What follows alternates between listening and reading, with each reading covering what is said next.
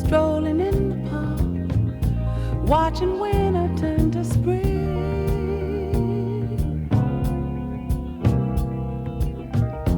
walking in the dark, seeing lovers do their thing.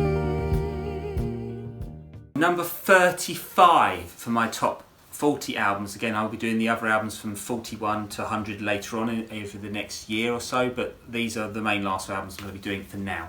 So this album is by an artist, female artist called Roberta Flack, and it's Feels Like Making Love album. So it's the song we all know, which is her famous song which won a Grammy, but this is the album it's actually from. Now this album is very interesting because although it is a Roberta Flack album, most of it was written by, it was the first album produced by Flack herself. So she actually was the producer and she produced under her name Robina Flake.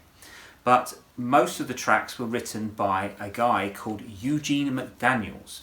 Now Eugene McDaniels, if you know about him, he did an album called, he was very famous in the 60s, like a Marvin Gaye type of singer, like a crooner kind of very powerful soul singer. And then he did an album called Outlaw, which is released in 1969. And it actually had some of the musicians who ended up on Bitches Brew by Miles Davis. And then he did an album called Headless Heroes of the Apocalypse, which was very much a political concept album. That album got banned by Spyro Agnew, who was he was the Secretary of State for America. So obviously with Eugene McDaniels, he'd written a load of good songs. So he'd written stuff with Roberta Flack already. Reverend Lee was on her first album. And he'd written some stuff with his own group, Universal Jones. He'd done some other stuff. But Roberta Flack's Feel Like Making Love album is a masterclass in great songwriting. And I'm going to mention a few songs he's written on this. So Feeling That Glow, which was, it's got the musicians which are actually from Universal Jones. But Eugene McDaniels is the main person. Then another track which is Feel Like Making Love, which was written by Eugene McDaniels. And also then we have Early Every Midnight, Old Heartbreak Top 10 are all the best songs pretty much on this album. So, okay, so let's have a look. So when we're looking at this album, the album's title had been issued as a single in June 1974, affording Roberta Flack her third number one hit. It was the third number one hit. Obviously we know Killing Me Softly was the number one hit for her, and that was also from the same album, from Killing Me Softly in 73. But this was released in March 1975, but the actual song was released in the June the year before. The success of that track, actually got her a big record contract, 5-year record contract from Atlantic Records, and it was the most lucrative ever signed by female recording artists. So Roberta Flack was very successful and very famous at that time. The Feel Like Making Love album was reportedly by September 1997 already occurred enough advance orders, giving it gold status upon release. So this is how successful Roberta Flack was. People don't ever regard her, say, like the Diana Rosses and people like that and the Carole Kings, but Roberta Flack was incredibly successful, and she still is a great artist. If you ever get to see her, she's amazing. So anyway, most of the Feel Like Making Love was self-produced by Roberta Flack, but she actually when she began recording the album with her regular producer Joel Dawn, unhappy when Flack recruited the co-writer Gene McDaniels as an additional producer. So Dawn, who was a producer, had withdrawn from Flack's album, and actually would completely remove himself from Flack's production work ever from then on. Flack and McDaniels proved unable to establish an agreeable working relationship. Flack was left to produce her album alone. So Eugene McDaniels was actually producing other group people as well. He was producing the Floaters. He also did a solo album in 1975 called Natural Juices, which was really good as well. And the reason I'm talking about his writing, because I think it's influential to the sound of the album. So Flack were disconnected with the time and expense spent on the album. But however, the material was recorded, and it would be also recorded on that album, would be used for another 2 albums she did. And Blue Lights in the Basement, actually some of that was already released. It was released in 1977, but it's actually in it actually was the one which had a lot of stuff from that Feel Like Making Love sound at the actual sessions.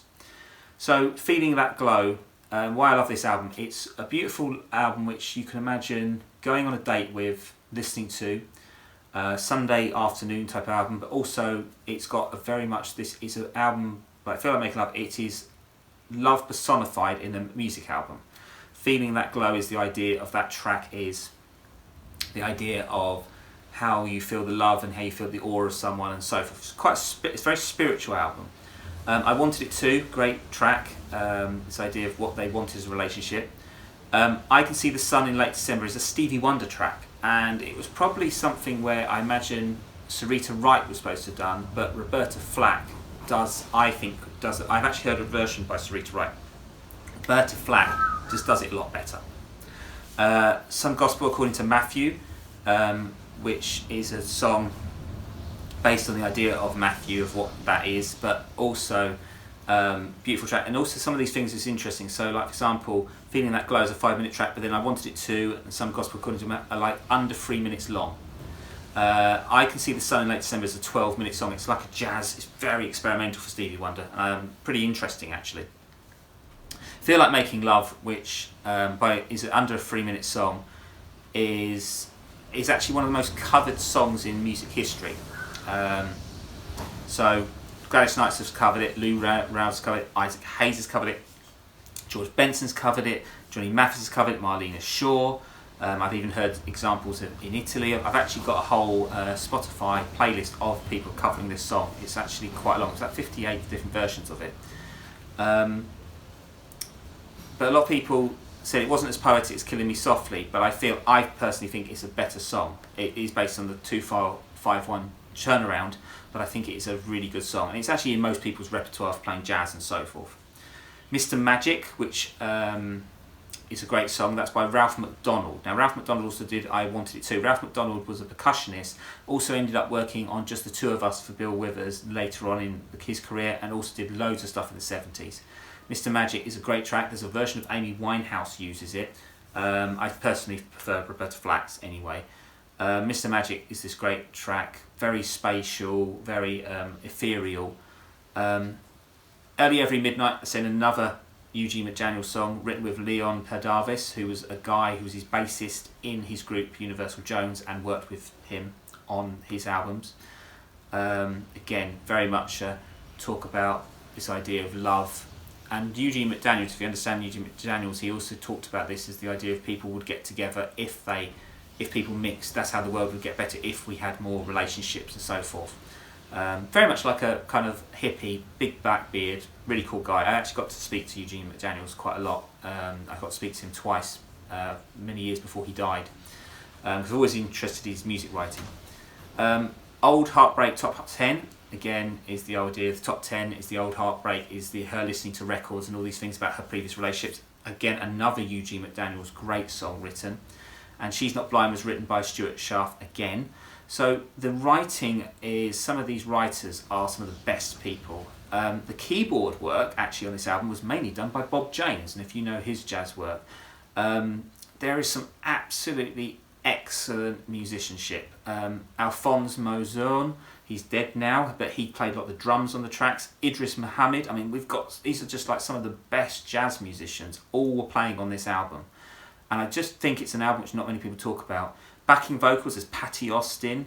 There's also Janice Gadsden, because obviously James Gadsden must have known about it, but he's not on this album. It's quite strange, because Gadsden was a very good...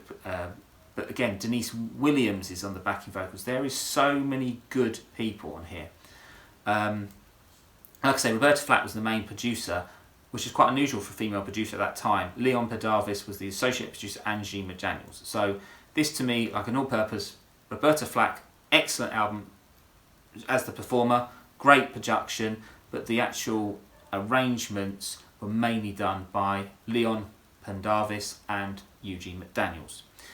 Also, I said about Stuart Schaff, he's actually written 2 of the songs, and he was also known as a very good music composer.